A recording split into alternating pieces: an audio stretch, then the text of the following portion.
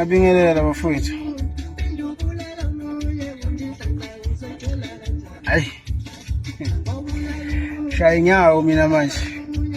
Labantu sithi sikhulume emeetingini bebelitshele ukubhemela ugwayi.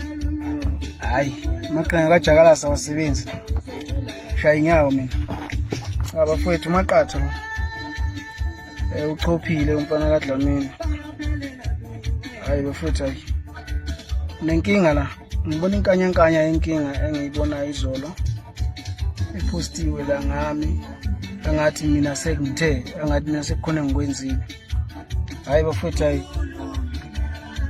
Lento lapha ngiyazi mina. Okubiye kakhulu engingakuthandanga ukuthi kube ngathi imina okhulumayo indlela eposta ngayo kuba ngathi ukukhuluma mina ekube mina ngingakhulumanga. Ukubane kade bethunywe yimi ngabe kungcono.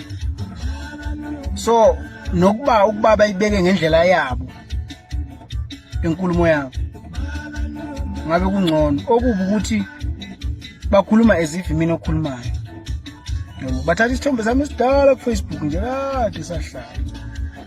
Yebo nawe nje ngithi usibheke uzosibona ngangisemuhle nokuba muhle. Sakudala esithombe ngisemncane la ngomzimba ngingakabe bafaka sona. Okay anginandawana isithombe. Kodwa inkulumo into engayithandi ngayo ikhuluma ngathi mina okhulumayo kanti mina ngikhuluma ngayo. Le nkulumo bafethu angiyazi yiloko nje ngikushoyo. Angiyazi la nkulumo. Angazi nje ngize ngicabanga nokuyicabanga. So engingakusho bafethu nalabo ababhala ku Facebook khona abanye ngibabonile sebebhala ku Facebook abathi bathunywe yimina futhi. Yabo bafethu angikahleni ukudlala ngegama lami bafethu. Ngiyakwazi ukukhulumela angasuke ngikhulumela bafethu. Yabo khona umuntu okhuluma ku Facebook laphana upost isithombe sami eshuthe nami. Yabo washutha nami kudala kabi.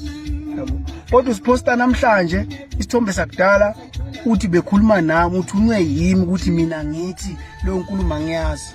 Yabo uthi uthunywe yimi mina ngizangisho lo nkulumo futhi angaze ngizenze ngikhulume naye.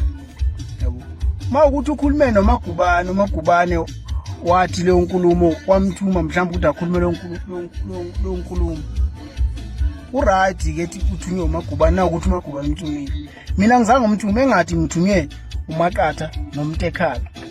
Yabo angizange mina ngize ngithume umuntu ukuthi akhulume. Ayikho into engisayikhulumile mina. Angifuni ukukhulunyelwa bafethu ngiyakwazi ukuthi ngiyikhulumele. Angingakhulunyelwa ngithanda kakhulu leyo nto leyo. Angisho ukuthi kwenzakalani bafethu lokho nje ade ngikusho ngiyabonga bafethu.